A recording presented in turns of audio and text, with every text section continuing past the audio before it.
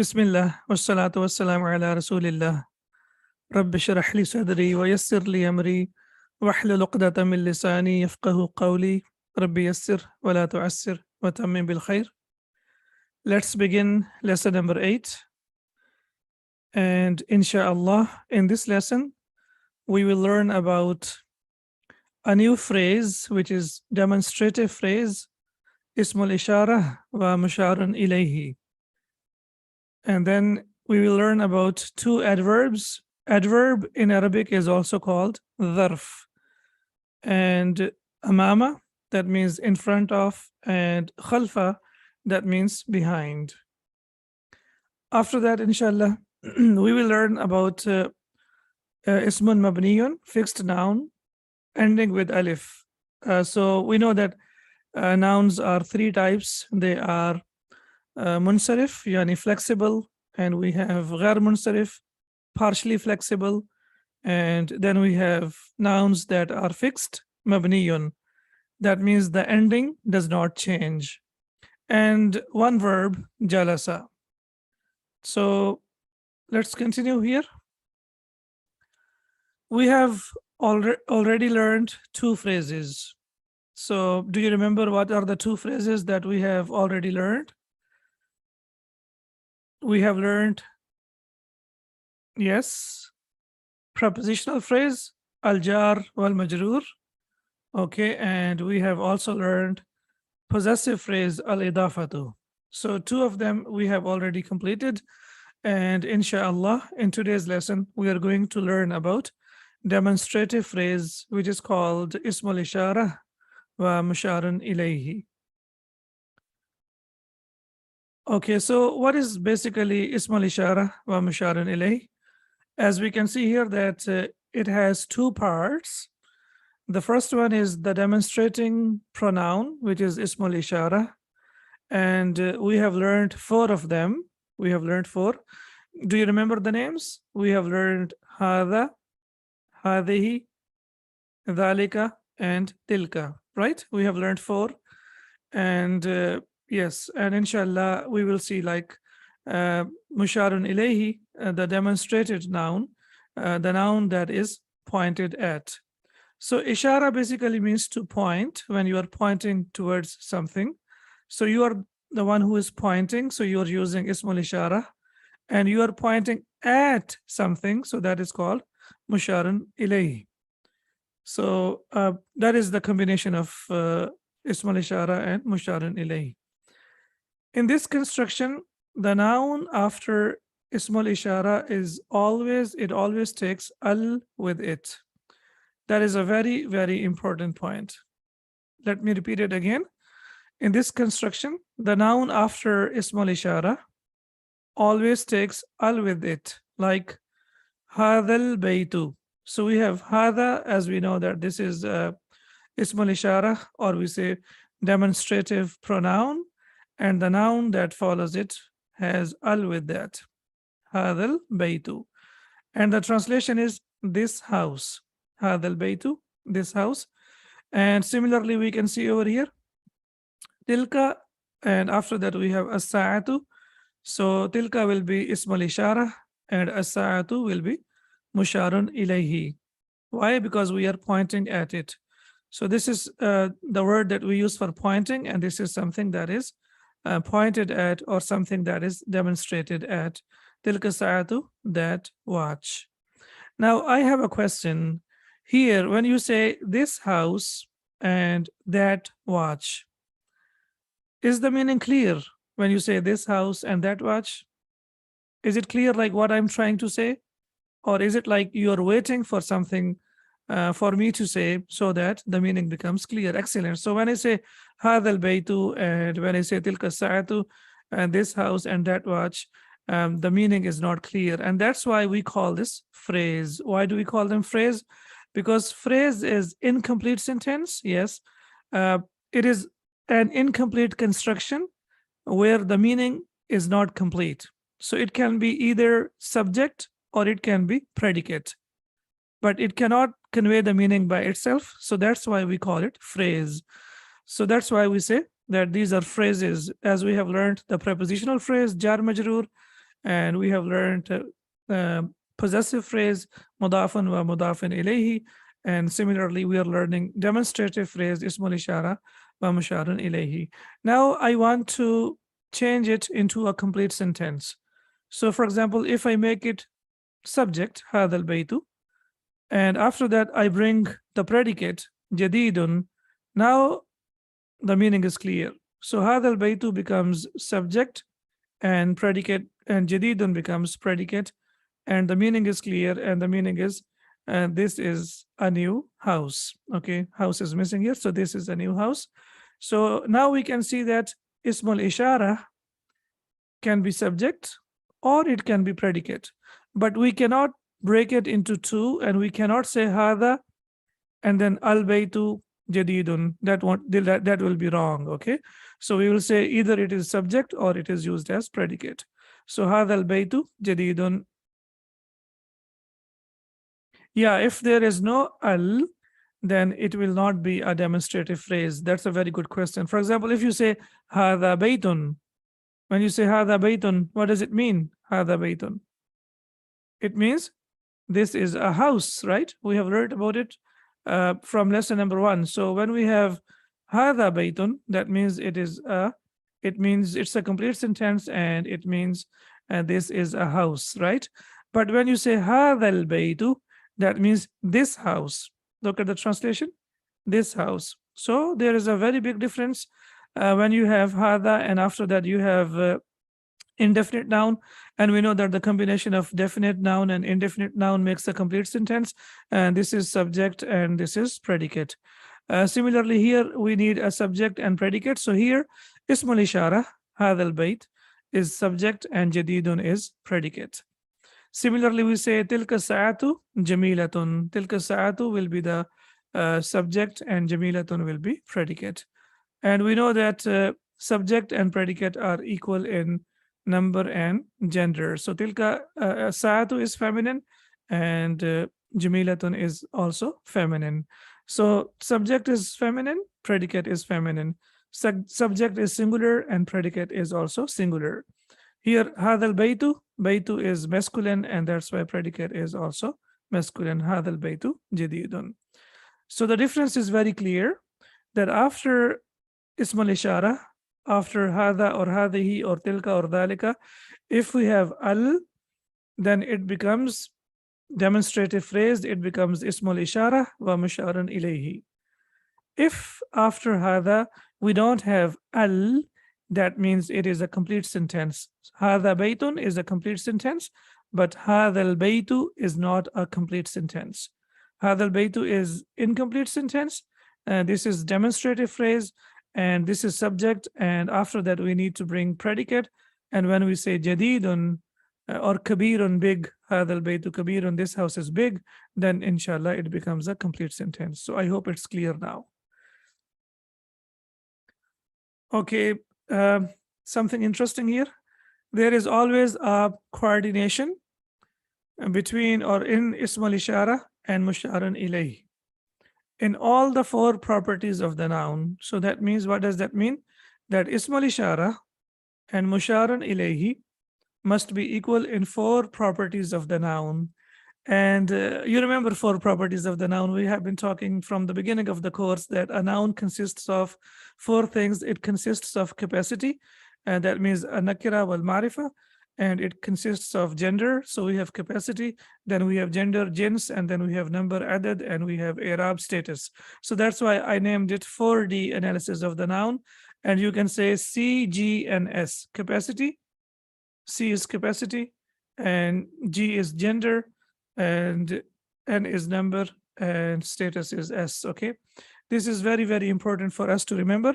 And if you remember in this order, inshallah, it will be easier for you to follow up. So that's why we say that C, G, and S, capacity, gender, number, and status. So that means ismul ishara and musharun ilayhi must be equal in 4 properties of the noun. For example, hada, is it definite or indefinite? Yes, please, I need your answers quickly. Hada is definite or indefinite? Is this nakira or ma'rifa? This is ma'rifa, definite, excellent. And what about al-baytu? Al-baytu is also definite. This is also marifa because it has al. Okay. Hada is masculine or feminine? Hada is used for masculine. Excellent. Al baytu is masculine or feminine? Masculine. Excellent. So both of them are equal in gender. Adad. Okay. Hada is used for singular or plural? Hada is used for one. Excellent. And al baytu is also one. Okay. So first check complete, second check complete, third check complete. Okay. And the fourth check, we have to see the ending. Okay.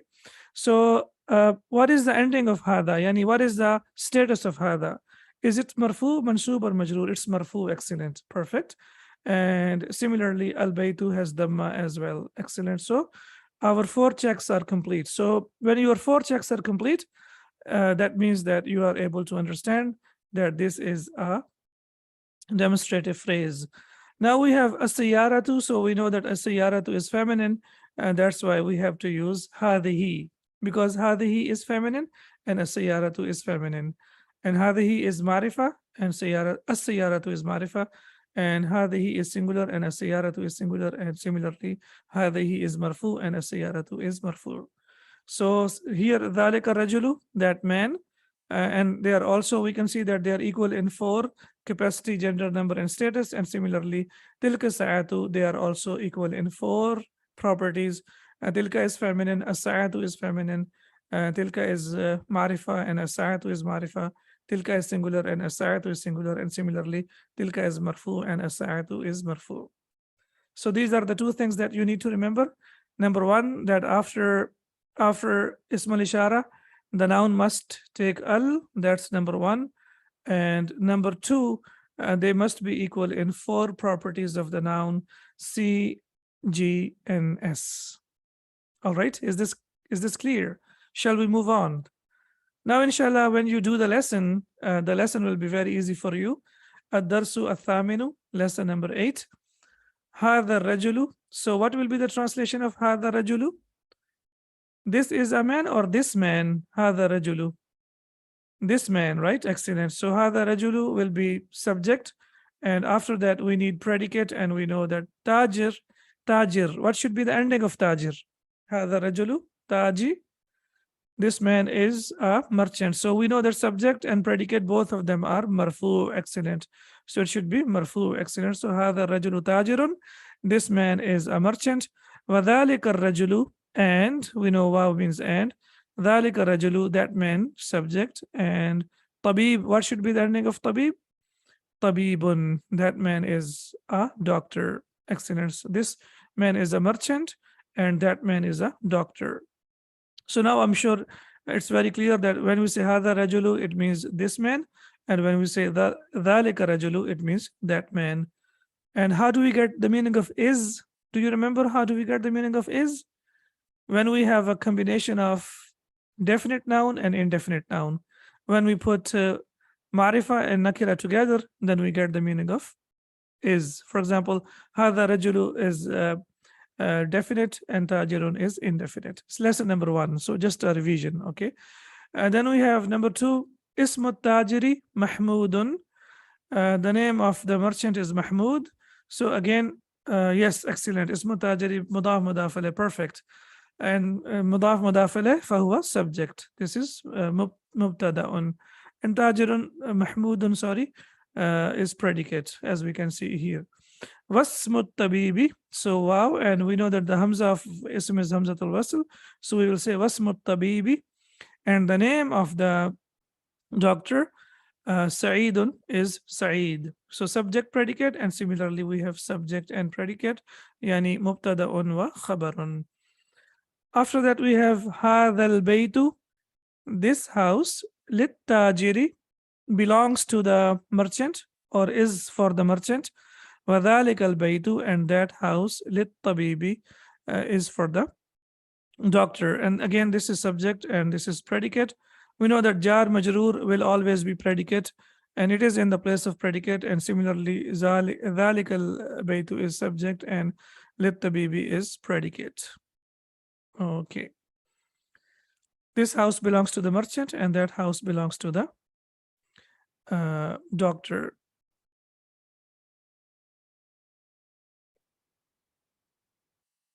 Okay. بيت التاجر أمام المسجد. Okay, now here we have what?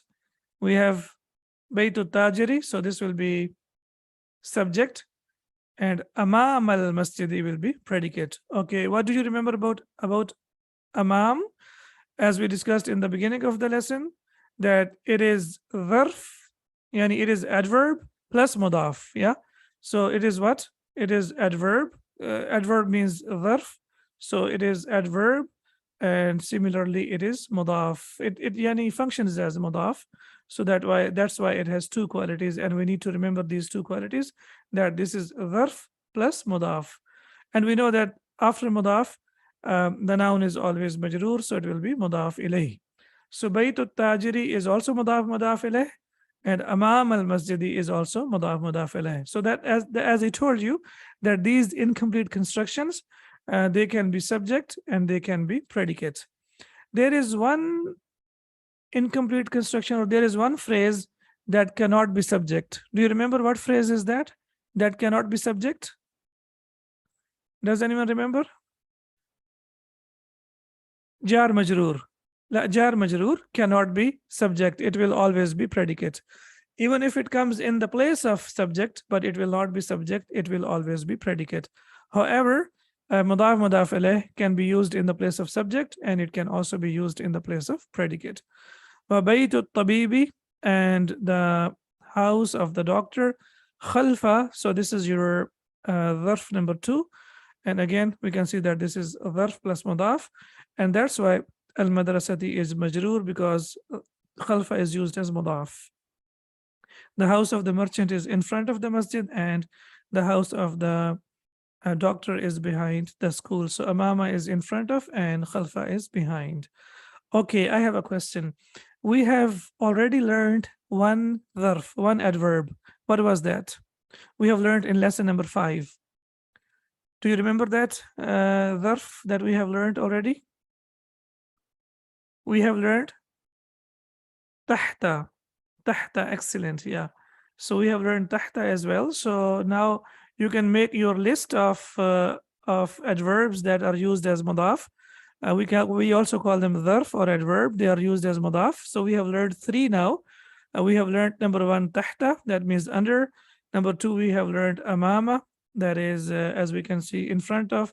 And number 3, we have learned khalfa, that is under. And please remember that they are always mansub, yani they always have fatha. So you can see tahta has fatha, and amama has fatha, and khalfa has fatha. Why do they have fatha? Because dharf, adverb, is always mansub. Dharf is always mansub, so that's why they have fatha. Then we have liman hadhihi as-sayyaratu wa liman tilka. Okay, liman hadhihi as-sayyaratu. Okay, now I have a question. Which is the subject and which is the predicate? Liman hadhihi as-sayyaratu wa liman tilka. Please tell me quickly, which one is the subject? Liman or hadhihi as-sayyaratu? Excellent. Hadhihi as-sayyaratu is the subject and liman is predicate. As I mentioned a while ago, that jar majroor cannot be subject. It cannot be mubtadaun. It will always be khabarun. It will always be predicate. Even if it comes in the place of the subject, it doesn't mean that it becomes subject. It always remains as predicate, as khabar. Wa and liman tilka. And okay, for who is that? Okay, now what does that mean, liman tilka? Basically, we know that Siyaratu has already been mentioned. So that's why we know from the context that we are talking about the car. So that's why there is no need to mention it after that. So it gets dropped or it gets omitted. So it will be Waliman tilka Siyaratu. Liwaliman tilka Siyaratu. Who is this car for and who is that? And as you can see, I put it in the brackets. And the brackets means that it is clear, and we know from the background that we are talking about the car, and that's why we put here car for. Excellent. Who is this car for and who is that car for? Or who does this car belong to and who does that car belong to? هذه السيارة للطبيب. So we can see here that هذه السيارة is the subject, And للطبيب is predicate. As we see that jar majroor will always be predicate. وتلك للتاجري. وتلك للتاجري. وتلك what يعني للتاجري. That means وتلك السيارة للتاجري. And that car belongs to the merchant. Okay. So the reason why we are being introduced to this expression is in the Quran, inshallah, when you learn more, you will see that there are many places in the Quran where a noun will be omitted, a noun will be dropped. So that's what Sheikh is telling us from here, that we should get ready for that, that sometimes we are looking for the noun. So when you look at the translation, you will find the translation over there. But when you see in the Quran, you will not see it. So that means that from the context, we will know that the noun has been dropped. So that's why the Sheikh is telling us over here that وَتِلْكَ السَّيَّارَةُ لِلتَّاجِرِ, and that car, and that's why I put it in the brackets. And the reason why I put it in the brackets, so that in the Quran, whenever you see something in the brackets, and that means that is additional information. So that's why in the Quran, when you look at the English translation in the brackets, and that means that this is something additional. Okay, then we have the last one. We have هذه السيارة من اليابان. This car is from Japan. وتلك يعني وتلك السيارة من أمريكا. And that car is from America. Okay, now what is the ending of America? It ends with alif. Okay, is it marfu or mansub or majroor? Yes, please tell me quickly. So هذه السيارة is subject and من الياباني is predicate. And وتلك من America, and that is from America. So now what is the i'rab of America? America is majroor. Why it is majroor? Because we have min before it, right? So we know that whenever there is min before a noun, the noun is majroor. However, this noun is fixed. That means the ending will not change. So we cannot see the ending, but because of min, we know that this noun is majroor. This noun is majroor. Yeah, because this is mabniyun. Excellent. So as we can see over here, this noun is mabniyun, yani this noun is fixed, as we can see over here. So that's why we say that watilka min America, and that is from America. This car is from Japan, and that car is from America. Intaha ad-darsu, lesson finished. So alhamdulillah, we have some new information in this lesson. And if you are able to, like grasp the new ideas in every lesson, we don't have like too many new ideas, 2, 3, or 4 ideas. And if you practice them, inshallah, learning of the Quran and learning of Arabic language will be, inshallah, very easy for us. Subhanaka Allahumma wa bihamdika. Ashhadu an la ilaha illa anta astaghfiruka wa atubu ilayk. Assalamu alaikum wa rahmatullahi wa barakatuh.